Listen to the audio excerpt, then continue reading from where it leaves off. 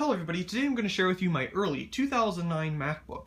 Now I already have a video of this guy on my channel, but that was a couple years ago and I've since done some upgrades to this machine. So I thought I would share it with you all again. Now with this being the middle of 2015 and this being an early 2009 model, it is now 6 years old, but it still works beautifully. So of course here we have the top of the machine. Of course we have our light up Apple logo, which is of course off right now because the machine is off, but it also turns off when it is in sleep mode. On the side of the machine here we have our ports. We have our MagSafe power connector. This one takes a 60 watt MagSafe power adapter. We have our Ethernet port. We also have a mini DVI port as well, in which you can use one of these adapters, which is mini DVI to VGA, but there is of course mini DVI to regular DVI as well. And probably some others out there too. Next to that we have a FireWire 400 port, we have two USB 2.0 ports, we have audio in and audio out, or headphones. We also have our Kensington lock right here as well. On the front we have our hole here to pick up the lid. We also have our IR, infrared receiver there, the black dot, and the little indicator light for when the machine is sleeping or awake. On the other side we have our super drive slot, and on the back of the machine you can see ventilation as well as the stereo speakers. There you go. On the bottom of the machine we have our battery right here. All you have to do is turn this to the on-lock position and it pops right out. You install RAM up here, a little piece comes out and you put RAM, and then you have easy access to your hard drive as well. That's one nice thing about these MacBooks, is you can easily upgrade the RAM, hard drive, and change the battery if need be without going through too much hassle. This is a very bad battery. It doesn't hold much of a charge anymore, so I'm surprised it's actually holding that right there.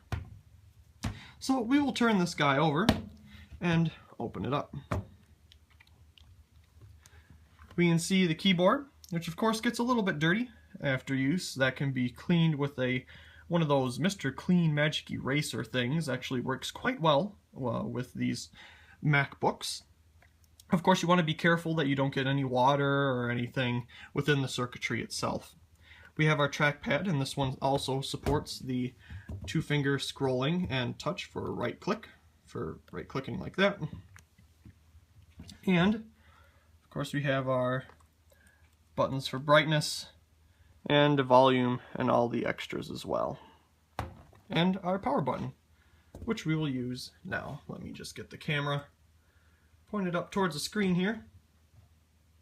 There we go. Of course at the top here, one extra thing, I'd get it closer, but we have our, I believe it's only 480p Facetime camera there, iChat camera, whatever they called it back then.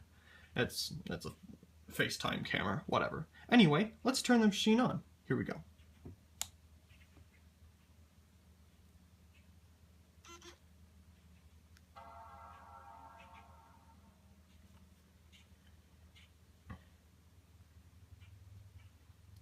I'm going to try to get the camera a little bit closer here, so if you see some shaking, I apologize.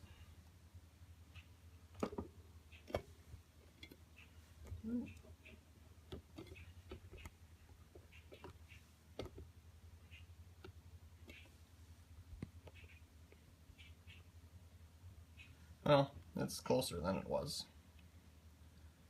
which is better than nothing, I suppose.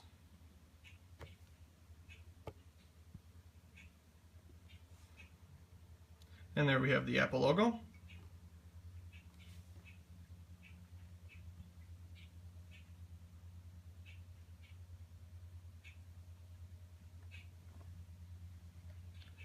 There's obviously a weird refresh rate on this LCD screen, as you can see the lines going up on it here. That's the camera picks that up. Of course in real life you don't see that. Normally you would have that effect of the lines on an old CRT monitor. This is running 10.10 or Yosemite. Since this is a early 2009 model, it is the oldest MacBook model that can run Yosemite or 10.10. This model is also available to run El Capitan or 10.11 in the fall of this year. But of course that is not out yet, so we're going to be using 10.10 Yosemite. So here you can see it booted up. This machine used to have 2 gigs of RAM. It still has its original 160 gig hard drive, but I upgraded the RAM to 4 gigs, which is the maximum that Apple supports, but I believe that this machine can also take 6 gigs of RAM as well, or even 8, but I only went with the 4, as that works perfectly fine with this model. So, let's go up here and see about this Mac.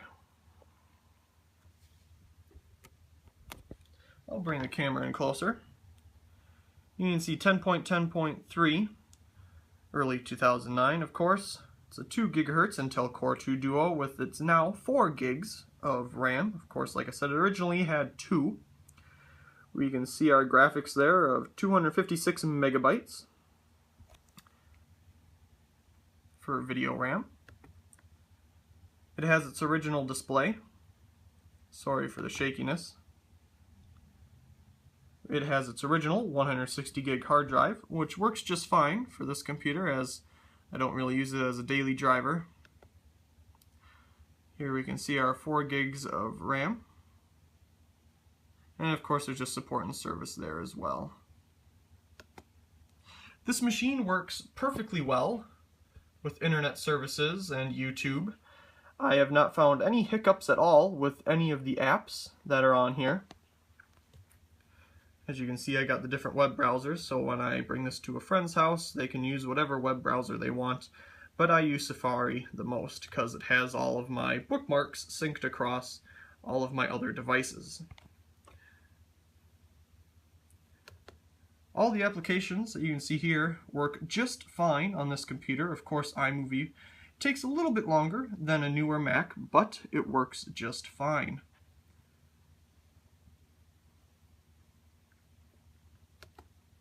So, there is the operating system. I'd show you some internet stuff, but like I said, it all works really well, and there's not really any hiccups. So, I will put the camera back here on the tripod. Let's see. Okay. And let's go ahead and turn it off. Shut down. It turns off pretty quickly. And there it goes. Now it is completely off. So we will go ahead and close it up. So if anybody is interested in purchasing a early 2009 MacBook model, I would not discourage them. It's actually pretty good for how old it is. It works fantastic and would be a great model to have. Of course, one of the nice things being it runs the modern operating systems for macOS 10, and of course will also support El Capitan in the fall of this year. So I hope you enjoyed this video of my early 2009 MacBook. Also, please comment, rate, and subscribe, and thank you very much for watching.